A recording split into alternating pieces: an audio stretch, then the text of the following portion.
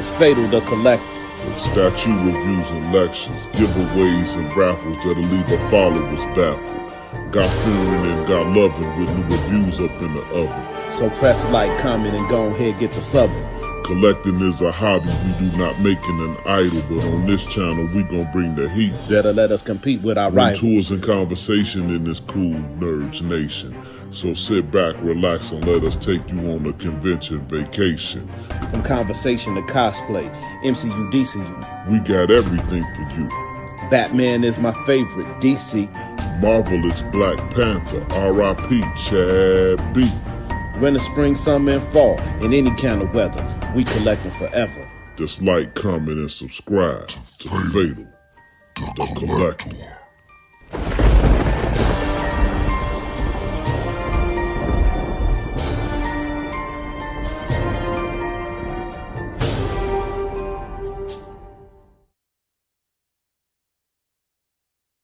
What's up, collectors? It is your man Fatal. Today I have a special guest with me today. We're going to do an interview. He's an independent comic artist, and I've actually purchased a couple of his comics. I've met him in person, and without further ado, H.H. German, I believe that's how you say it, correct? How you doing, Fatal? Thank you for having me. Straight from Brooklyn. Brooklyn in the house. Wu-Tang. How you feeling, man? Good, brother. Thank you for having me on the show. We reached out. We met at a convention, and this is what we do. You know, Sigma Comics. We're touring with Here Comes Calico. So I appreciate you having us on. Yeah, man. So that was about, I think, 2 years ago at C2E2.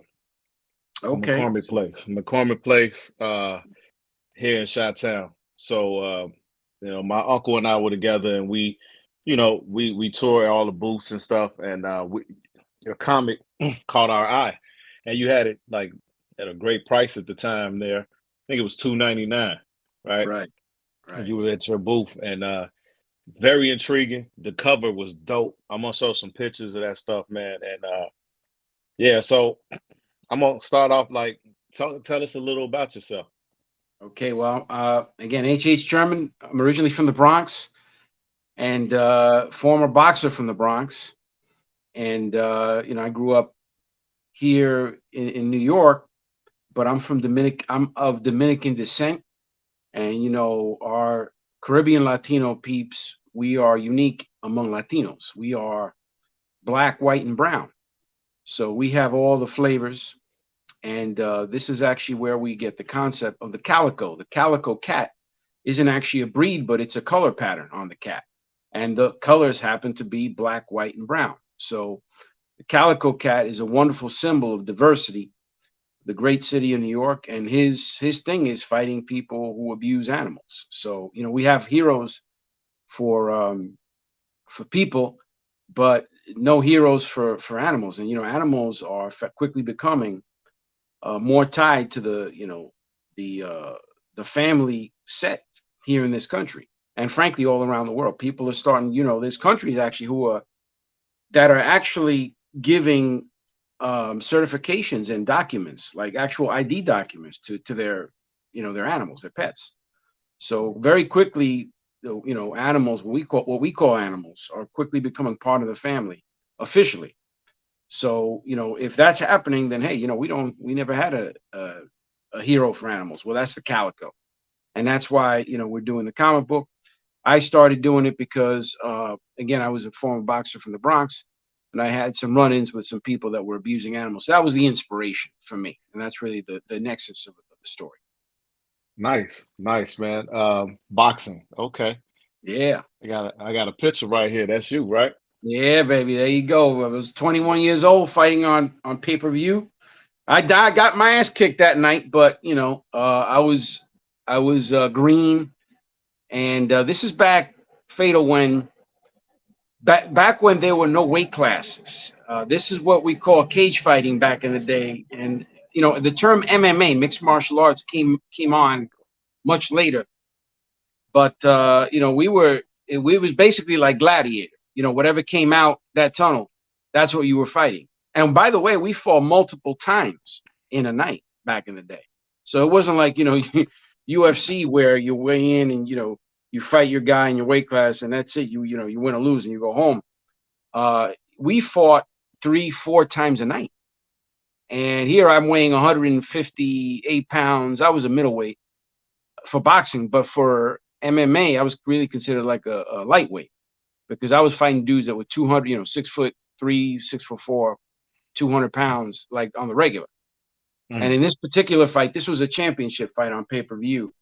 And actually, ironically, this, if you actually look at Wikipedia, this is actually considered the first fight where it was actually called MMA. And there were, weight classes, but their weight classes were like 50-pound ranges. Wow, so I fought a man. guy that was, 200 and, something pounds, 6'4" or whatever. But no, it wasn't just that. He was good. He was much better than it. He deserved to win. He was a very qualified fighter. And frankly, I deserved to lose that night because I was still green. I was still, I just turned 21. And I was new to mixed martial arts. So he was the deserving winner of that fight by far. He was, So you part of history, so to speak, when it comes to MMA then. That's certainly true. I am certainly the first, Dominican, American, MMA fighter. That's for sure here in America. It could be also said there were, let me see, I think there were 2 Latinos on that card. This was the Extreme Fighting 1 Battlecade. There were a lot of UFC stars that were in that tournament. Pat Miletich, I think, was in that tournament. Igor Zinoviev, who I fought. That guy he went on to fight Frank Shamrock. These are all legends, in Hall of Famers in UFC. Cool. Actually, Vitor Belfort there's another picture circulating around there. I don't know if you have it, but I'm among a bunch of group of fighters, and you have the Gracies right behind me and a very young Vitor Belfort for all you UFC guys out there. He's a UFC Hall of Famer. So I toured with all those guys back in the day. I know all those guys, so. Great. All right, man, I got some people here from YouTube. A lot of my guys that watch the show. We got Edwin Diaz in the building. What's going on, Edwin? Glad for you to be here, man. He's Puerto Rican guy. Yeah, Boricua's in the house, baby. Yeah, we got Chicago Dark Side. What's going on? This brother from the Chi. I know him personally, really good guy. All right. Jacob Telez, what's going on, man? How you feeling? Thanks for being here. This is an impromptu. Normally I don't do Tuesday nights, but for the people who are not here right now, we definitely the replay. It's you're welcome to watch that as well. We got someone from Facebook, but if you haven't given permission to StreamYard to show your name, it will not. I would assume this comment, I need to interact with my audience more. You get more viewers. Normally I got about 50 viewers, so I don't know if this is your first time here, but we're streamed mainly on YouTube. So I stream also to Facebook and also to Twitter. This is streaming on Twitch and everything, so it's streaming in more than one place. But my main platform is YouTube. Fatal the Collector, that's my YouTube channel. But thank you for being here to witness this interview. So I do have a picture of one of your comics. This is the newest one that's coming up, correct? That's issue 7 right there. Look at that. That's the 6 train coming at you. Yeah. So now this is not the issue that I have, but right now you have a Kickstarter. That's right. You're close to your goal on that for this issue. I'm definitely gonna be copping this issue. The issue that I got, I think was like maybe number 1 or 2. Right. And I got an autograph on it. So all right, a nice autograph on it. So the Kickstarter is available until October 5th, correct? Yes. That what you're looking at right there is issue 5 of issue 7 of Here Comes Calico. October 5th is the last day. You can pre-order this, and this is the thing about Kickstarters, man. When you pre-order, and some of you guys know this already, but when you pre-order, you get a bunch of additional perks that comes with this. Not just the comic book. So you can pay just for the comic book, but then you can get a bunch of other things that you don't even pay for because we meet our goals, and that's why we need you to come out and support. And like the brother said here, he's got issues 1 and 2, and he could tell you himself, how he liked the series, but we're on 7, and you're not limited to 7. If you go on that link that he's going to provide to you there, or you could just go on Kickstarter.com and type in "Here Comes Calico," and you'll see issue 7 come up. There it is, right there. Yeah, so it's in Basically, the link is in the comment section, on the regular yeah, comment section. Yep. there you go. Thank you, Fatal. And basically, you could order all the whole series right there in the event that you want to catch up. So you're not limited to, obviously, there you go, right there. There's the whole thing right there. This And one is like actually, 5 issues, but I know that there was another link to 7, yeah, all 7.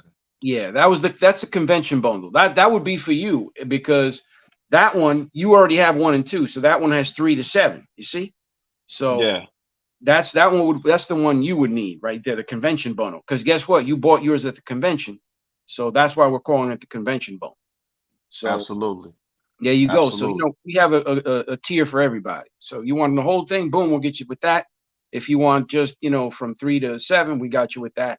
And we also have a manga series as part of that as well, that we're Cool. collecting as part of this. So I got a question, man, Yeah, because Calico is the one that looks like a cat, and he's that's got right. that C on his chest with the cat Right, on it. Of right, course, right, he's out here to protect animals like right, cats. right, right. This character that's on this cover, The tell us a pound. little bit more about this. The This pound, the this is pound is badass. The pound is badass. okay. He's got that hood up there with the chains, and he's a big mofo. I mean, just take a look at it. That guy. I mean, the Calico is, he's average height. He's like 5'10", but this guy's just towering over him, and you can see how big this dude is. Dude's like over 7 feet tall. You got to wonder if the man's human, right? So he's a big dude. Look the size of his hands. In Hmm. comparison to Calico's hands. Okay, Yeah, yeah, I see that. he's a I see that. big dude, man. Big. This is like the Undertaker of of the street level, villains here. So Okay. Calico's in some pretty bad shape. You read issues 1 and 2 of Here Comes Calico, and what you can tell the audience, and what I could tell them, is that what you're faced with in issues 1 and 2 and even 3 is the Calico going up against people who do horrible things to animals. Okay, and he does horrendous things to those people. Okay, now this is really the first time in issue 4 that the Calico confronts a supervillain, a guy who's really, pound for pound, can go toe to toe with him. So this Yeah. is why issue 4 is such a pretty dramatic issue. Nice. Nice. Okay, so I got some questions for you, man. Yeah, Okay, so you got Calico. right, This is like your staple. Your this is the start. This is your hero, right, and you're on issue number 7. right, So I got a few questions I'm gonna ask you. You used to fight, right? right. So I know that provides some inspirations for comics and fighting. But what really inspired you to even write this type of story? What inspired you? Well, I'm a fortunate guy. I went to art school. I went to the School of Visual Arts in New York City. And unbeknownst to me, even at the time, I mean, I kind of knew a little bit because I seen some of these guys in the cafeteria. It's also it's known for many different artistic disciplines, but one of the key ones is cartooning. The illustration department, a lot of the graduates are actually worked for Marvel and DC over the years. Okay, Hmm. so I grew up with comics. I've always loved them. I always drew comics, even when I was in high school. Kid comics and stuff like that. But it wasn't until the pandemic. Okay, when the pandemic happened and we were all quarantined, I was dating somebody who got a book deal, and she said, "Hey, why don't you get your book deal? Your novel. It was a novel, the concept, off the Hmm. shelf." And as I started writing the outline, it came to me that this would be a great comic book series, because the protagonist is very much a traditional comic book anti-hero, because he's really what he is a vigilante. Okay, he's going Hmm. up against people in a very non-lawful way, okay, unlawful way, and that's how he Correct. seeks justice. I mean, imagine a Death Wish kind of character, or a Punisher. We're always compared to the Punisher, and actually, as you asked that question, and I'm speaking that name, the Punisher. I actually just spent a whole weekend with the probably the most seminal Punisher writer of all, Mike Barron. You know, he wrote the Punisher from 88 to 93, and you know, he's really the one that put the Punisher on the map. If you guys remember, you guys in the audience, you'll remember that the Punisher was walking around the street with, you know, thigh-high white boots. You know what I mean? So Yeah. that's not the Punisher we know. All right. So it wasn't until Mike Barron got his hands on the Punisher, got rid of those damn thigh-high boots, okay? You know, made sure that he was carrying legit weaponry. Okay, those zappers were gone that they were using in the 70s on them. They had actual HK products, you know, Berettas on them. They had, you know, AK-47, you know, Smith and Wesson, all kinds of weaponry. In fact, they even had the War Journal in the arsenal where they actually focused on the type of weaponry the guy had. And he was robbing, you know, criminals, taking their cash, the money. You know, the point is that this man, Mike Barron, I spent the whole weekend with him, and not just, you know, working with. We worked the same booth together. All right. And we were in the same hotel. We were having our meals together, blah, blah, blah. And there was a reason for that. And it's because the man has taken a real liking to this series. Okay. And he's mentoring me now on this thing. So it's really exciting for me as somebody who is getting the support from actual legends. You see what I'm saying? And then you got Nice. Chuck Dixon on the other end, you know, supporting the Kickstarter. So I can't be more blessed. You know, Chuck Dixon is like the most prolific comic book writer in history. You know, he's writing Batman, The Punisher, Robin, a bunch of others. But Yeah. that was really the inspiration, Fatal. It was coming from the Bronx, getting into lots of fights, being a you know, a pro fighter as well, understanding the physics and the science behind fighting, and applying that into a character that really doesn't like people but loves animals. Okay. Now, as far as the storyline, the Right. writing, and then the art, are you doing everything? No, I'm the writer, and check this out. I'll make this real quick. I contacted my alma mater. I said, let me, now that I knew I was going to do a comic book, I drew the sketch of the Calico, and let me throw a few bucks at a, you know, a graduate, just, you know, coming out of the cartoon department. Maybe, you know, he's find a good one and help me out with this thing. Well, I'm looking at the faculty to call, you know, to call them to ask for a student. I see Klaus Jansen's name on there. Well, you guys know who Klaus Jansen is. I mean, Klaus Jansen was Frank Miller's partner on Born Again, you know, Daredevil, uh, Dark Knight Returns. Okay, that was his you know, Klaus Jansen is considered one of the, you know, top, if not the top, inker in comic book, you know, history. But anyway, I reached out to him, and he finally got back to me, and he was the most generous, kind man. Bottom line is, he gave me some guidance on the direction of, you know, the final look. And after that, and I had the final look, that's when I went on to Instagram and I started researching artists, and I came up with the team we have now, and it's a great team.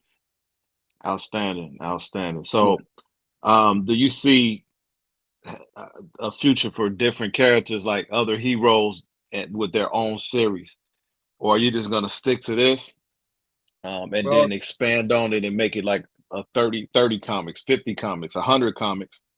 Or are you gonna have? I know you have other characters in the books, right. but do you see another hero that's dealing with some different in fighting for the freedom of animals? Yeah.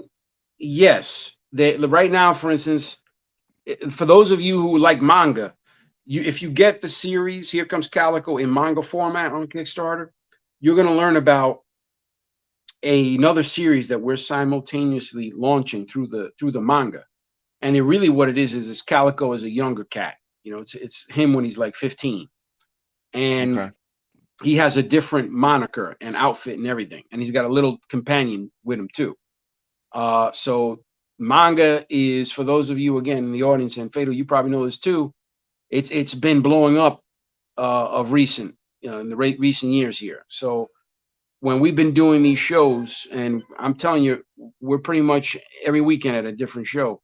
What we're seeing is the younger audience is gravitating enormously to manga, and that's why we did it. So the answer is yes, we're definitely going to do that. We are releasing a new series actually at the moment. So I recommend, if you're a manga fan, get the manga. If you're an old school comic book head, like probably we are, get that comic book, because you're going to get a full color, real hardcore story. I have to warn you guys, though, this is rated M for mature. This is not for young kids. Okay, this is rated M for mature, 17 and up.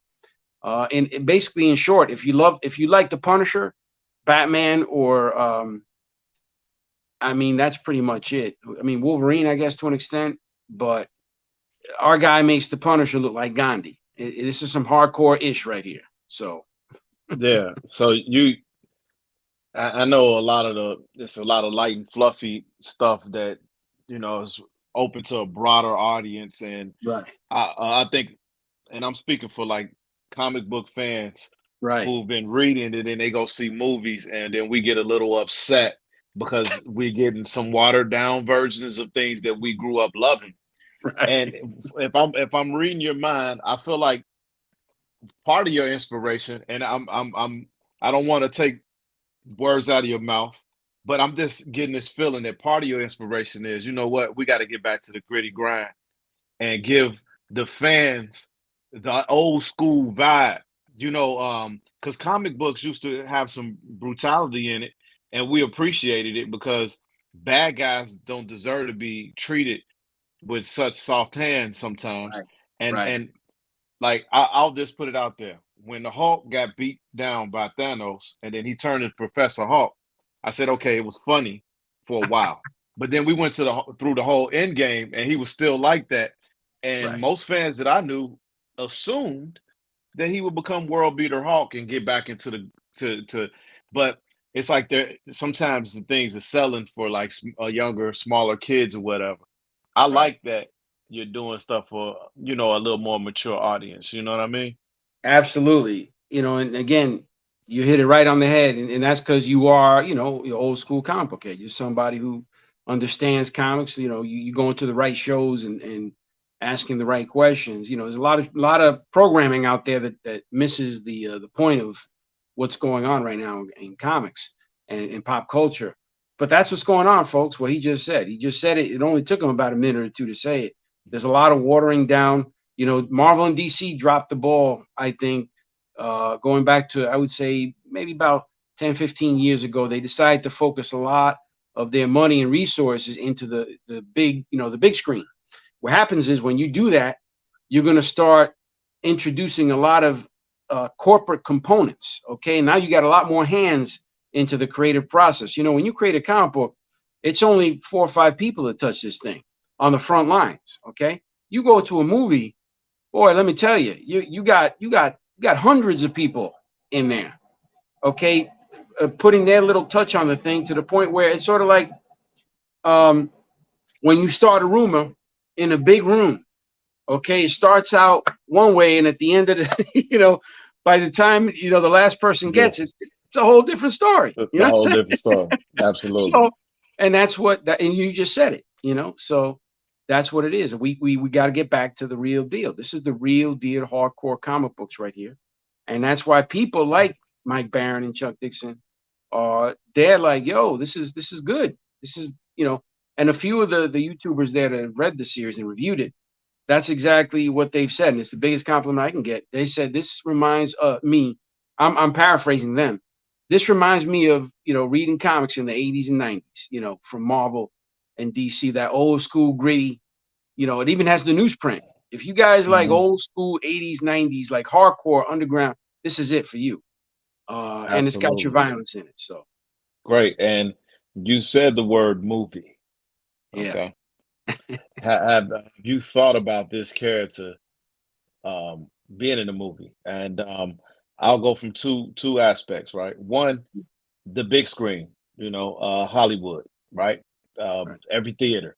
Or when you watch some of the great things that some of these younger YouTubers are doing with even Batman and other characters, and they have more violent short stories on YouTube, would you could you see yourself in either of those realms, big Hollywood or more boots to the ground for release wherever you want to release it, right. gritty grind type of thing? because Right.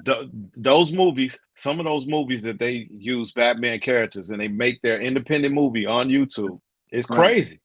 Yeah. I've seen a couple.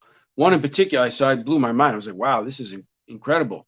And of course, as a creator, you see something like that, and then of course you envision your character. Well, how can I, what can I do? How can I get my hands on something like this? So the answer to your question is, yes, it's been in my mind. Is it something that we're going to undertake in our next phase? No, it's not something we're even going to consider. I'm a very old school. Um, I'm a strategist, Fatal. If you want to find the best person to compare me to, I'm definitely a field general.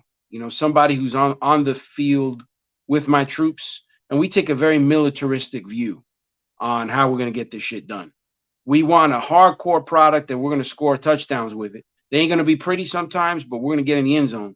I have a I, very Vince Lombardian approach to creating comics. I want you to rewind back a little because Yeah. we had like a issue with the feed for a Oh, second. okay. Sure. Yeah. Yeah. So you just rewind back a little bit.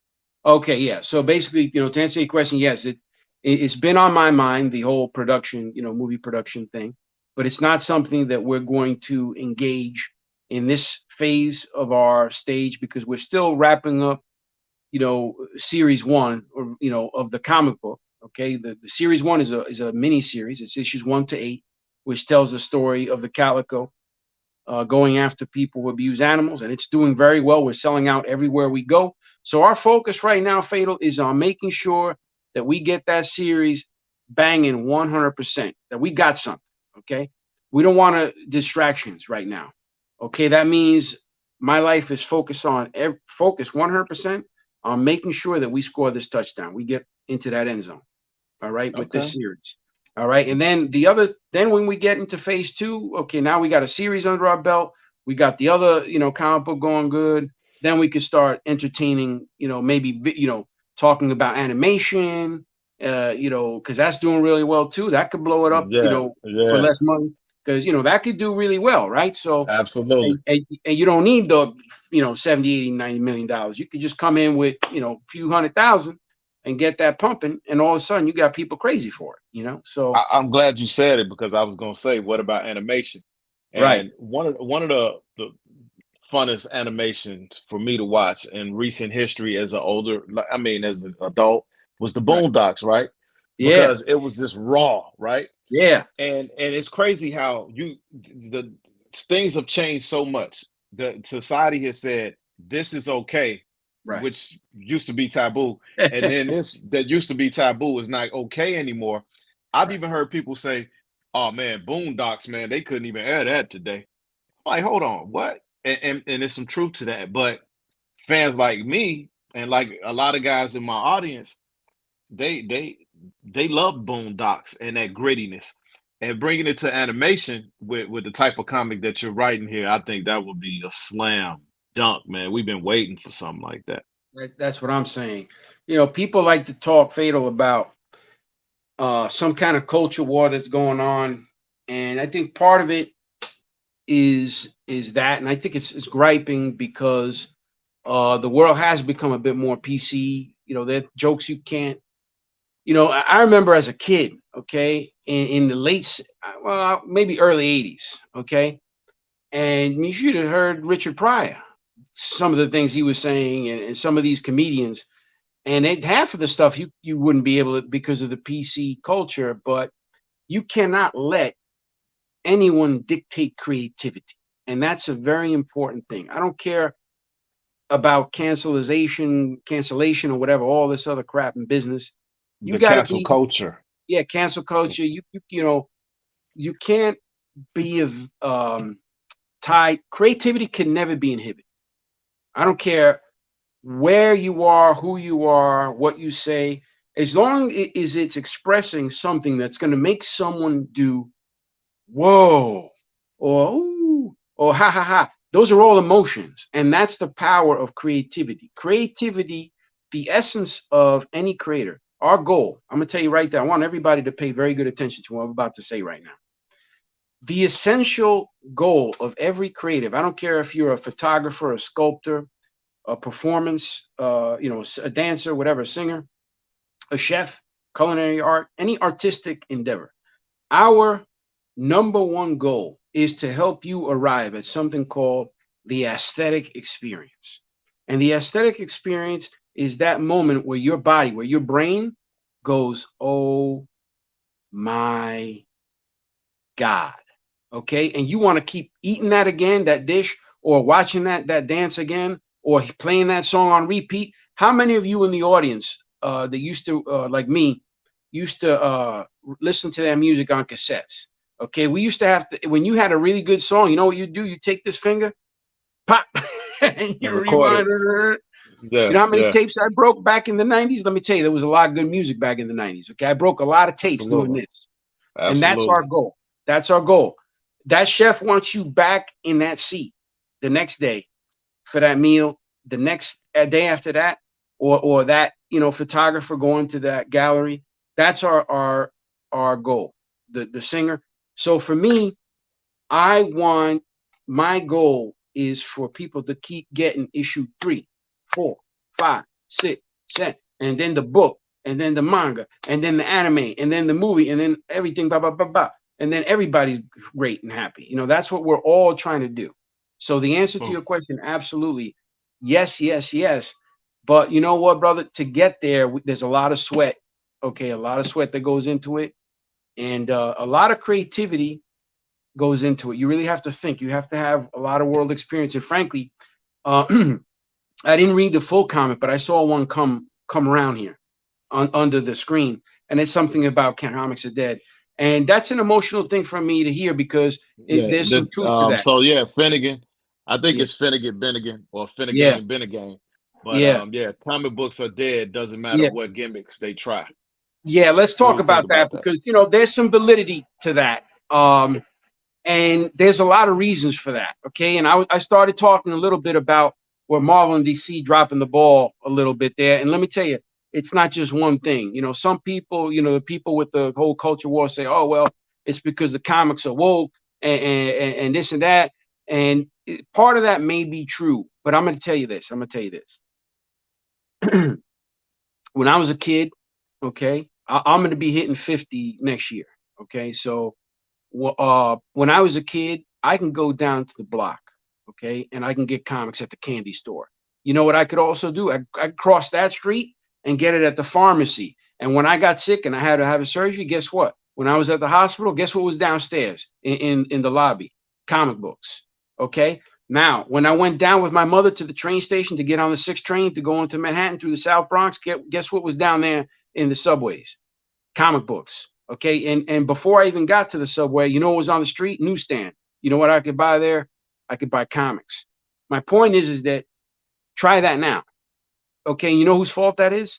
That there's two entities you can blame for that right now. And that's Marvel and DC, because they dropped the ball on the distribution piece. Okay. By taking those comic books out of the newsstand. Okay. And they should have worked a lot better deals with the newsstand, knowing that digital was right around the corner with the advent of video games that are competing for your attention, and movies and streaming and all this other stuff. You got to change with the times. If you look at what Japan did to this day, Japan is the #1 comic book market in the world. Okay, their comics they call manga. All right, now their comic book industry is in the billions, $5-6 billion a year. Okay, I'm just talking about the paper comics. Okay, the ones that they buy in their newsstand, because they still have them. They sell them in bookstores, newsstands, in the train stations, just like they are selling at a rate of comics that we were back in the 80s when we were selling millions of comics. Okay, when Todd McFarlane was putting out an issue of Amazing Spider-Man and it was selling, 1 million copies. That's what they're doing now to this day in Japan. #1 comic book market in America. And their digital dwarfs the paper.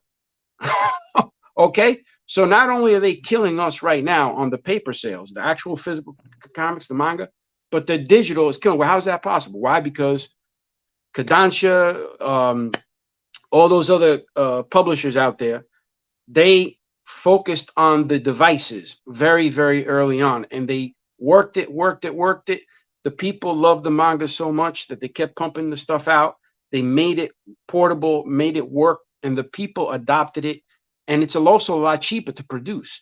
Whereas here, that's the other thing. The other thing is price. Try to buy a comic book right now. Back in the day, you remember. Well, I don't know, you're a bit younger than me, but back when I was a kid, when I was 8, 9 years old, I used to get a comic book Fatal for 60 cents. Okay, 60 cents. That means, you know what that means? That means when your dad come home, or mom or whatever, we have grandparents, and they sit on the couch and their change drop under, you know what that meant? That meant that whatever they left, you could buy a comic book with that. You see what I'm saying? You can't do that now. You can't pay $5. No kid's gonna, $5 for a comic. If you want 4 or 5 comics, guess what? You got to show up to the comic book shop with $20, $30. And that's another big reason.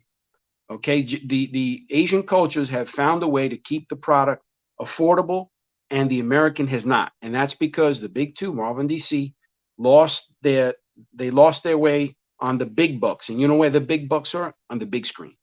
And that's the problem. And then guess what? Go ahead.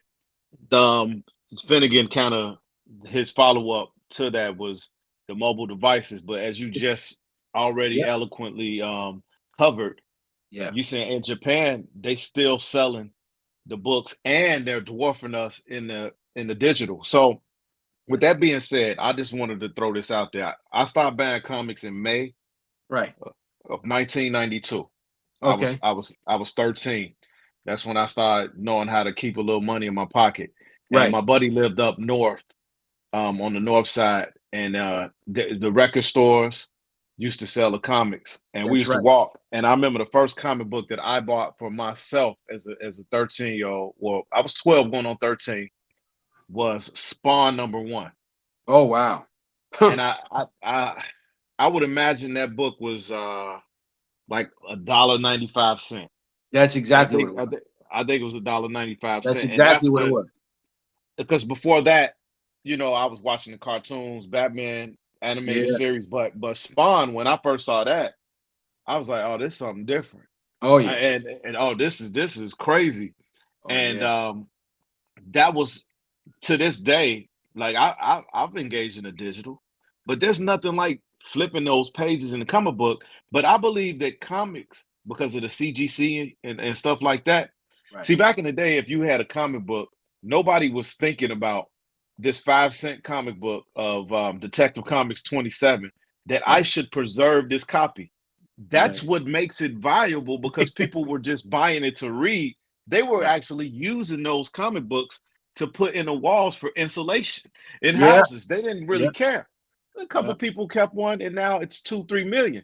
If everybody preserved it, it wouldn't be worth as much. So now we have an idea that we want to collect comic books, the physical copies, as collector's items instead of bending the pages. And nobody wants to bend their page.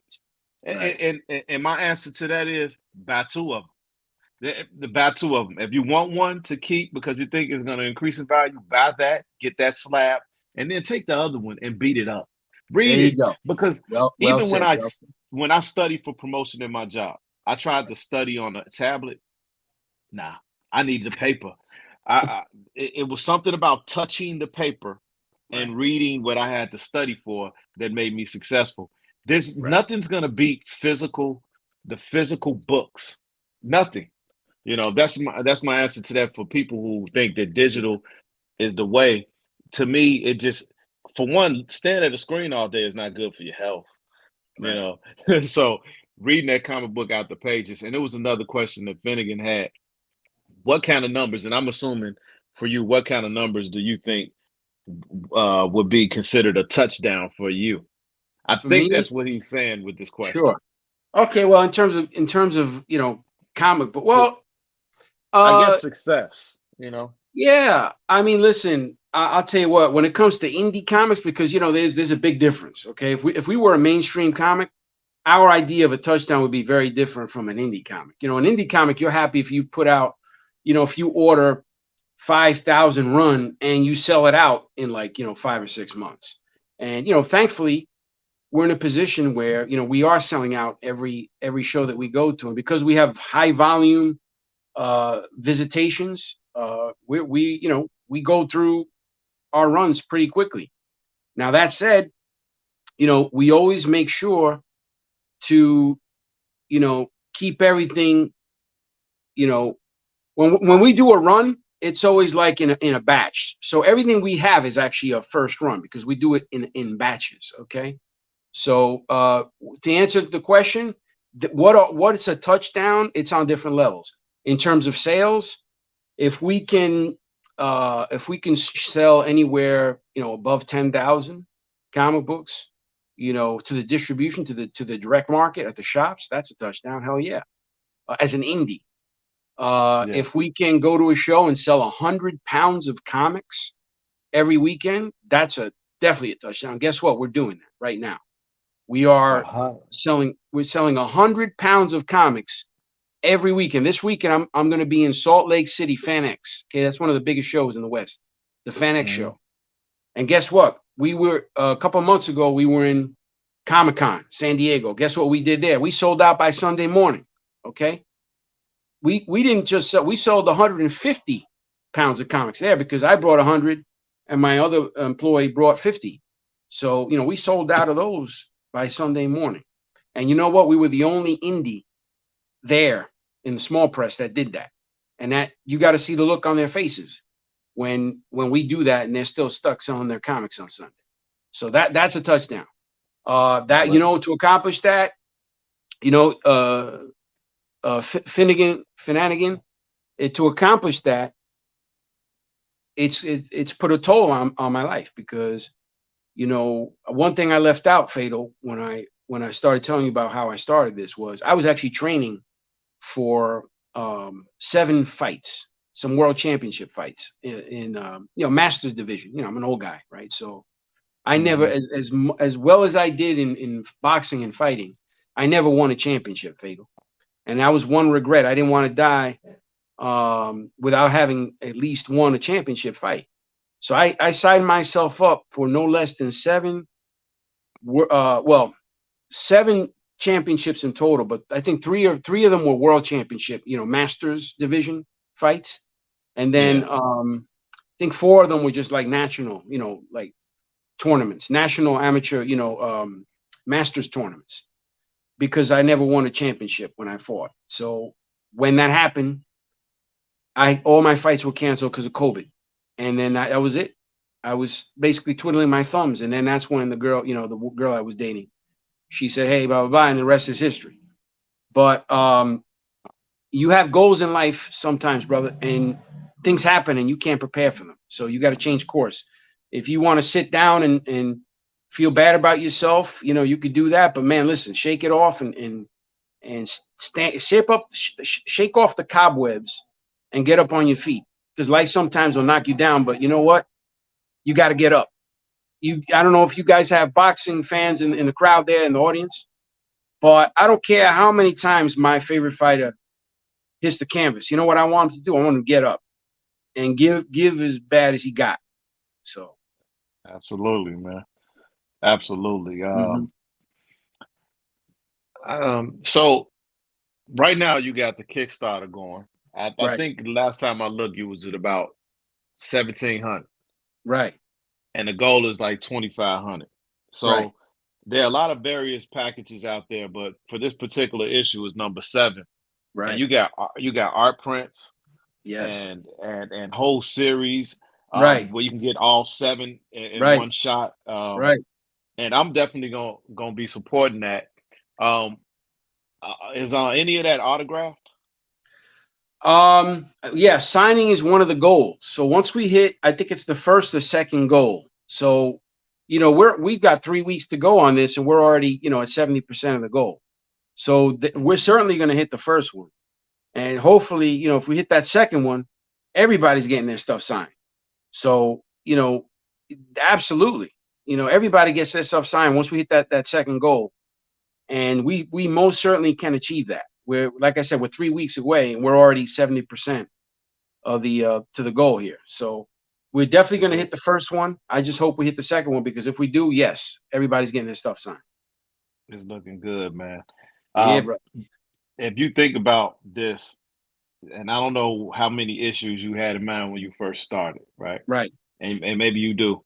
how and now how many do you think this particular run? Right. Because we talk about runs. Right. Some people stop a run at 50, Right. and then they start another different um genre of the same character. Like if you look at Batman, he's all the way up in the thousands or whatever Oh for yeah. one story run, but then there's other storylines. For Right. this run, what do you think? What like how are you looking at it? Well, this is a mini run, and we're going to stop it at 8. So this is the second to last issue here, the penultimate issue, and 8's coming out in December, and that's going to be a double sized issue. All right. So we'll be done. We'll wrap this series up, this run up, by the end of the year. I'm already working on the additional series, the complementary series to this, and I'm going to focus my time on that, and then the next series of Here Comes Calico, because we're certainly going to continue it. It's got a wonderful fan base, and the only reason why we haven't hit our goal. There's two reasons, Fatal, we haven't hit our goal. Reason one is, Kickstarter has that Project We Love moniker there, and they've never given us that. This is to say that we're always at the bottom. People can barely find us on there. If they gave us that Project We Love, we would be at the top, and there would be hundreds of thousands of people that could see our project up there. And I tell you right now, we would hit that goal probably on day one if we got that on the top of Kickstarter, but we're not. We're buried. The second reason, we have an email database that has about, I think it's right now, it's at about 13 or 14,000 very vetted people who read comics that we've acquired over the years, the couple of years that we've been doing this. And when I don't care what package we use, what email platform we use to send the emails, we never get higher than a 30% open rates. And that's because of the reality of email marketing today. Google is the #1 client and email client. What happens is when you send an email there, you got a 30% chance of actually getting into the inbox, because first you've got the spam folder, then you got the promotions folder that's going in here. And a lot of people just look at the inbox, the regular, the primary inbox. So it's very few that actually open. So even though we got, 13, 14,000, only like maybe 3 or 4,000 can actually open our emails and see what we have. So if we were able to get a full deliverability and open rates, I'm positive that on day one we would hit our goals, and we would be making 10, 20,000 on the campaign. But until then, we're just going to keep doing our shows. So, and I'm gonna load up some more stuff that I added to the stream. There you go. All right, so there you go. Issues 1 through 7, readers copies. Like the brother said, you can get readers copies, and those are for people who, they like to read their comics. They want to get in there and read the story. The collector copies, those are the ones that are for people who just don't even want to open up the comic books, and they just want to make sure that they stay in the plastic and the backboard, so that, one day they could say, hey, this is going to be worth something. Just imagine if we get a movie deal on this, and for a fact that we're printing no more than 5,000 of these. One of the reasons why there was a big comic book crash in the mid 90s was because of the speculator market, and they were printing millions of comics. So people were getting their comics, boarded and pressed and all that, when there's millions of the same issue out there. Well, not with this. With this, if we wind up hitting a home run with this and getting, an anime or a movie or whatever, well, there's only 5,000 copies of these. So, this is where we're taking that Teenage Mutant Ninja Turtle route. We're an indie comic book publisher. We're not a big, Marvel or DC. And, you get down with this, and, where else are you going to get 7 comics for $30? It's a great price. And then on top of that, you get a bunch of other perks like stickers and posters and things like that when we hit the goals for them. So, nice. It's a great value. And then you got your collector copies.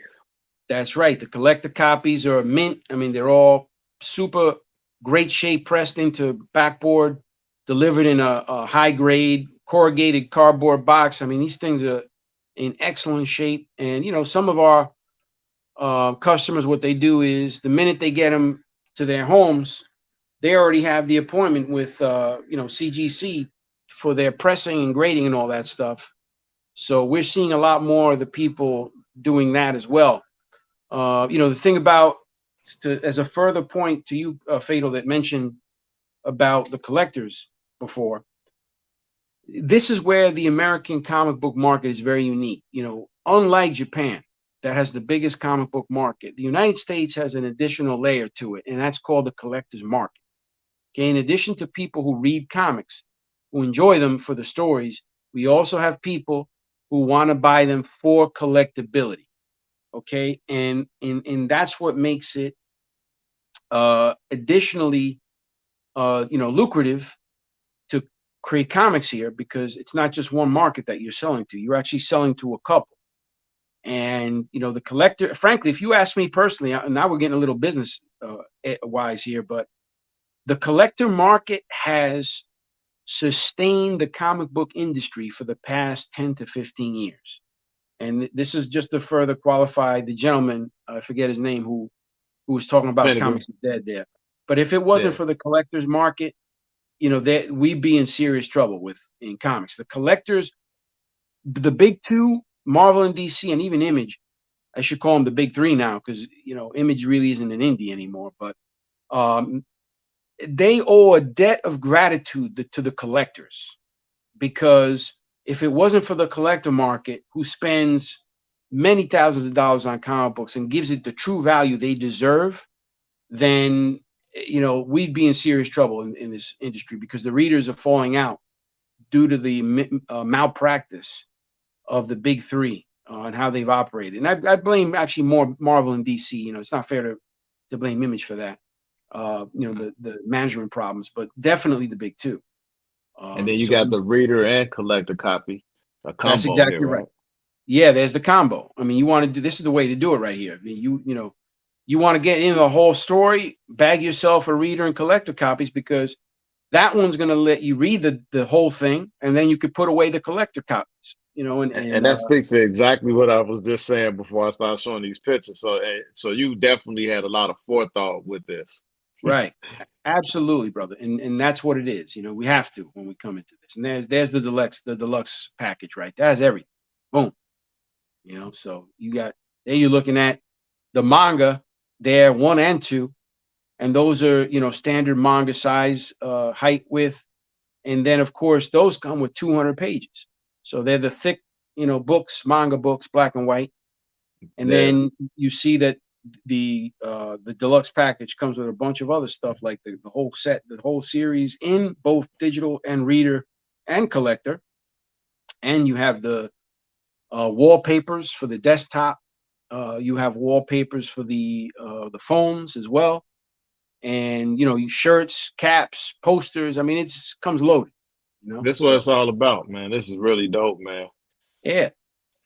And then you go with that's our interior artist right there. That's Renato Pinto, and he's killing it. The art, and here comes Calico. It's top notch. Got that gritty, old school, Marvel and DC look to the character. And this is a street level hero right here in the Calico. And Renato Pinto does an excellent job of drawing the Calico. And here's what you're going to get: the custom 9x12 size, sketch. So it's a commission. And then you got Garnabiel, and Garnabiel is our cover artist, and he's just fantastic. He's the one, Fatal, that captured your attention when you walk by our booth. That's really the way we do it. I told you before, we're very militaristic when we approach this.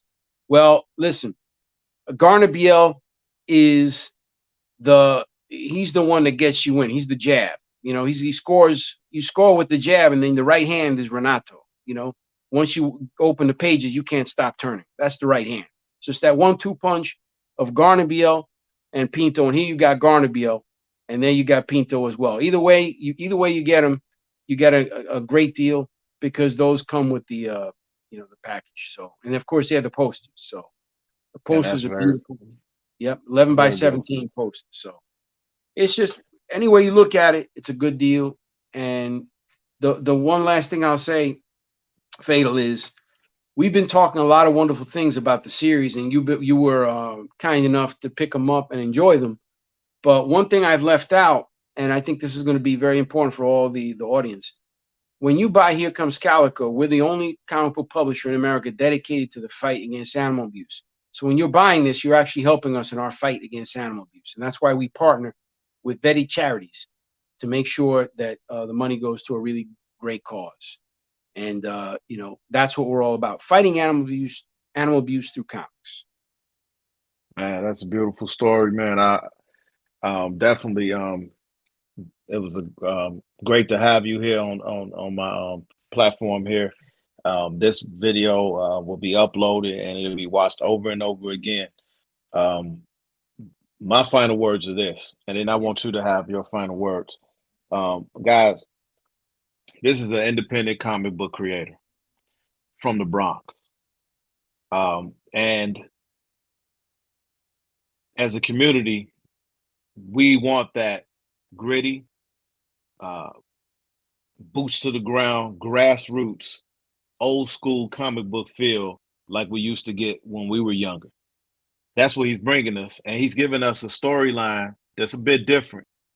We really don't have storylines about somebody that's protecting animals, so that's thinking outside of the box, and I appreciate him for it. That's why I was drawn to the booth, and my uncle and I purchased 1 and 2, and we got signed copies, so don't be hating.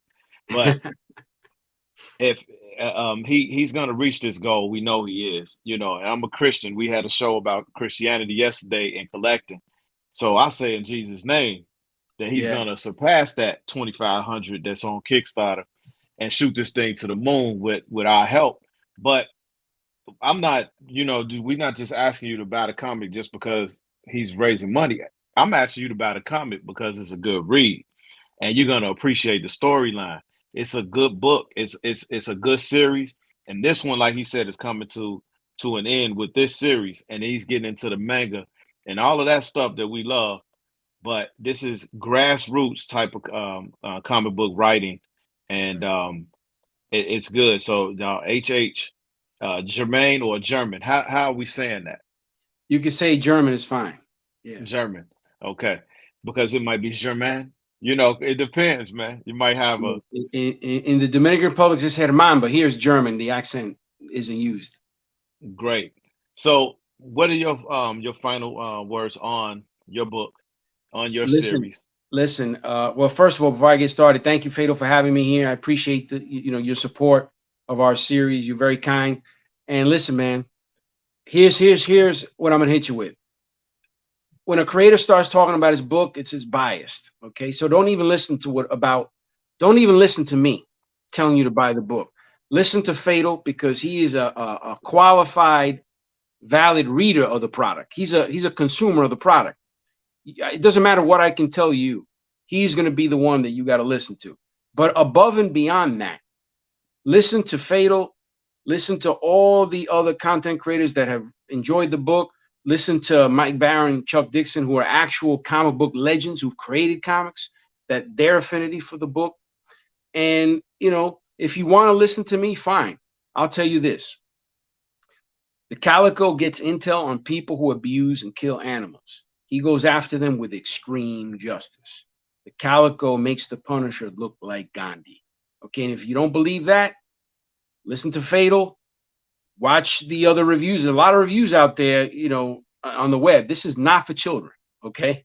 If you're timid or, you know, you can't handle violence, this comic book is not for you, okay? If you like Death Wish, Charles Bronson back in the 70s and 80s, if you like that, if you like, you know, the Punisher from back in the 80s and 90s, not the stuff we got now, go back to the 80s and 90s. If you like that Punisher, you're going to like this series, okay?